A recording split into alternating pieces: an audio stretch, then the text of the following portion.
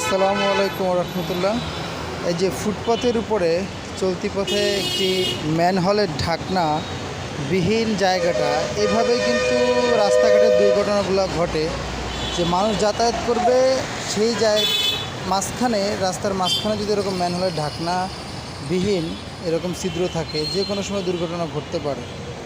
দেখুন, এই যে এখান থেকে সবাই যাতায়াত করে, কোনো চিহ্ন দেওয়া নাই, কোনো কিছুই দেওয়া নাই।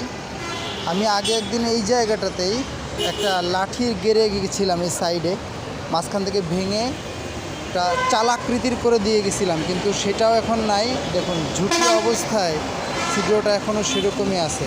এই হলো আমাদের অবস্থা।